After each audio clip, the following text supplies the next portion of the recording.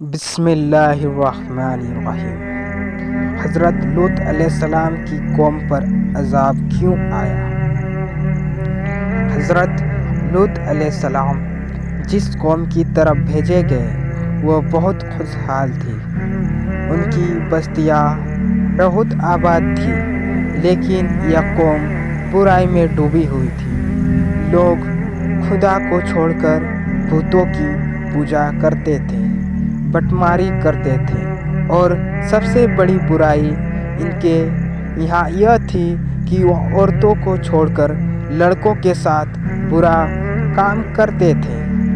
کہا جاتا ہے اس بدفعلی کا بانی شیطان تھا۔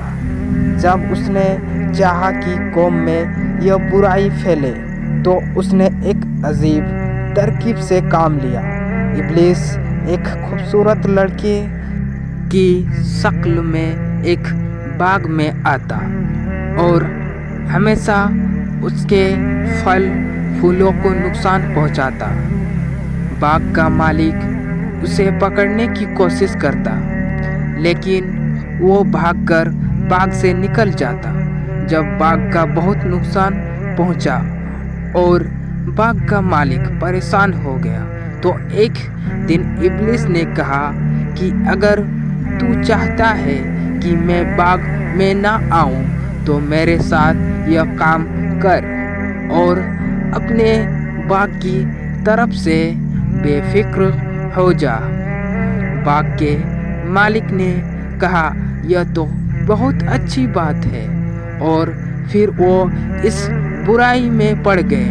اس طرح شیطان پھیلے بد کو اس قوم میں جاری کر دیا، اور یہ بد پھیلتے ہی گیا۔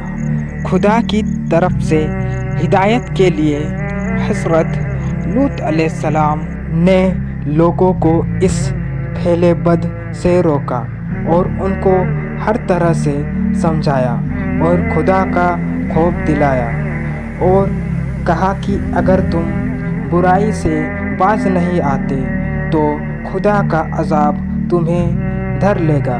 لیکن لوگ اتنے بے شرم اور بے حیا تھے کہ بولے ہم پر خدا کا عذاب لا اگر تو سچا ہے۔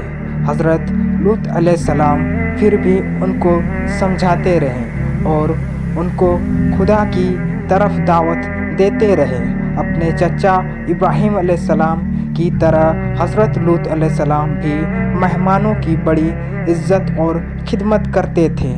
جب حضرت لوط علیہ السلام کی قوم کی برائی حد سے زیادہ بڑھ گئی،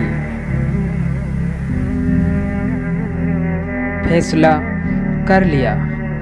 کچھ فرشتے حسین اور خوبصورت لڑکوں کی شکل میں حضرت لوط علیہ السلام کے سامنے آئے۔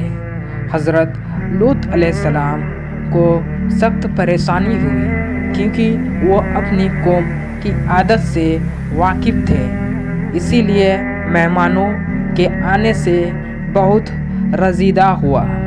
مہمانوں کو اپنے گھر میں ٹھہرایا اور بی بی سے کہا کسی کو مہمانوں کا حال معلوم نہ ہونے پائے، لیکن کافر بی بی نے جا کر لوگوں کو بتا دیا کہ اس کے گھر ایسے لڑکے آئے ہیں جن کے حسن اور قد و قامت کی تعریف نہیں کی جا سکتی، یعنی وہ حسن و جمال میں بے مثال ہے۔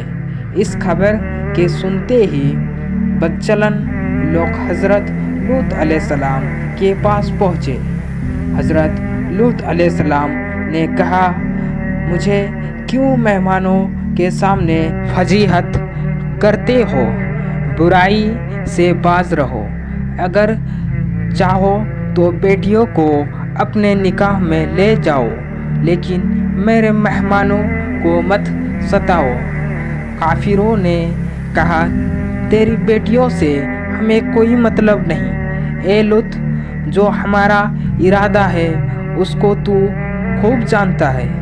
فرشتوں نے جب دیکھا کہ حضرت لوط علیہ السلام بہت پریشان ہے تو خاموشی سے اسے کہا آپ بے خوف رہیے، ہم خدا کے فرشتے ہیں، یہ لوگ کچھ بھی نقصان نہیں پہنچا سکتے۔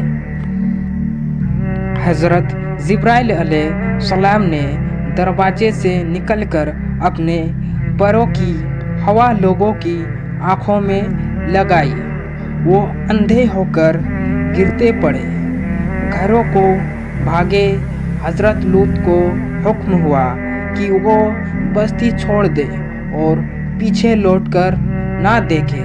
حضرت لوط علیہ السلام کو اللہ تعالیٰ نے عذاب سے بچا لیا۔ حضرت لوط علیہ السلام کی بیوی اور کافروں قوم تباہ اور برباد ہو گئی۔ خدا نے بستی کو لٹ پٹ کر دیا۔ اس قوم پر خدا نے پتھروں کی بارش کی اور اس کا دنیا میں کوئی نام و نشان باقی نہ رہا۔ حضرت لوط علیہ السلام اپنے چچا حضرت ابراہیم علیہ السلام کے پاس چلے گئے۔